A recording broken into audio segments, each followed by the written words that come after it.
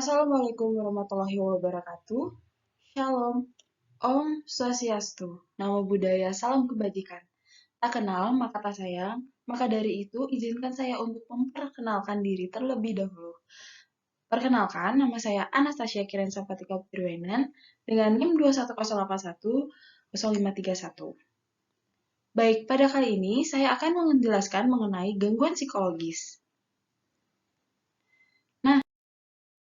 Teman-teman sebelumnya sudah pernah mendengar apa itu gangguan psikologis? Baik, apabila belum, aku jelasin ya kali ini. Nah, gangguan psikologis itu merupakan kumpulan dari keadaan-keadaan yang tidak normal, baik yang berhubungan dengan fisik maupun secara mental. Lalu, perilaku abnormal itu apa sih? Nah, perilaku abnormal merupakan suatu perilaku yang membuat seseorang mengalami penderitaan dan mencegah mereka dari keberfungsian dalam kehidupan sehari-hari. Kemudian, dalam perilaku abnormal sendiri terbagi lagi menjadi beberapa gangguan, yaitu gangguan mental dan gangguan emosional. Adapun pemahaman dari gangguan mental, yaitu suatu perilaku abnormal yang meliputi rentang yang lebar maupun dari yang ringan sampai yang berat. Sedangkan gangguan emosional merupakan integrasi kepribadian yang tidak kuat dan adanya tekanan pribadi. Nah, dalam gangguan psikologis ini terdapat beberapa pandangan. Yang pertama itu ada medis. Medis sendiri adalah penyebab dari fisiologis atau fisik yang dimana merupakan akar dari suatu gangguan psikologis. Lalu yang kedua ada psikoanalisa, yang dimana merupakan teori dari Sigmund Freud. Psikoanalisa ini juga merupakan gangguan psikologi dan akar konflik dari masa kanak-kanak. Kemudian ada behavioral, yaitu salah satu perilaku abnormal yang memberikan sebuah respon terhadap apa yang dipelajari. Lalu yang keempat ada kognitif. Perilaku kognitif merupakan perilaku yang pada umumnya digunakan untuk menangani masalah kesehatan mental seperti kecemasan dan depresi. Kemudian ada humanistik. Humanistik sendiri merupakan adanya tanggung jawab terhadap seseorang mengenai perilaku serta kebutuhan dalam mengaktualisasikan diri. Dan yang terakhir, ada sosiokultural. Sosiokultural adalah perilaku yang dibentuk oleh keluarga, masyarakat, dan budaya. Oke, selanjutnya ada cara penggolongan gangguan jiwa. Dalam penggolongan gangguan jiwa ini sudah memiliki standar internasionalnya, yaitu dengan menggunakan DSM keempat strip TR atau DSM kelima, atau yang bisa disebut dengan Diagnostic and Statistical Manual of Mental Disorder, 4th Edition Text Revision, atau DSM keempat strip TR.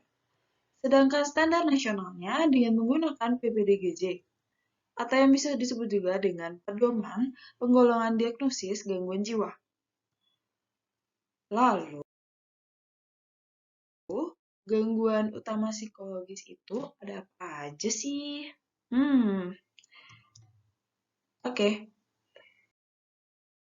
Gangguan utama psikologis yang pertama ada gangguan kecemasan.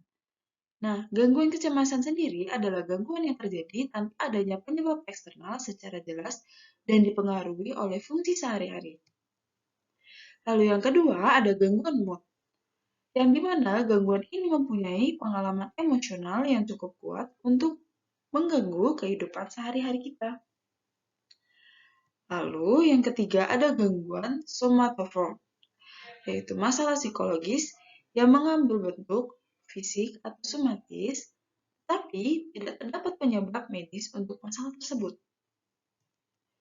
Lalu ada skizofrenia, yang merupakan sekelompok gangguan ketika terjadi distorsi realitas yang terjadi. Nah, gangguan ini penderita dapat mengalami beberapa efek, yaitu halusinasi, paham, serta delusi. Lalu yang kelima ada gangguan disosiatif, yang dimana disfungsi psikologi yang dicirikan dengan pemisahan bagian-bagian kepribadian seseorang yang berbeda terhadap kondisi normal terintegritas.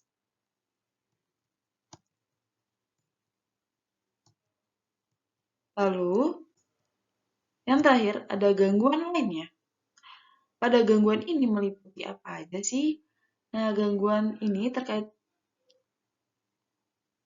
adanya penggunaan narkoba, penyalahgunaan alkohol, gangguan makan, terus ada gangguan seksual, gangguan mental organik, terdapat masalah yang memiliki dasar biologis seperti penyakit Alzheimer, retardasi mental, dan masih banyak lagi.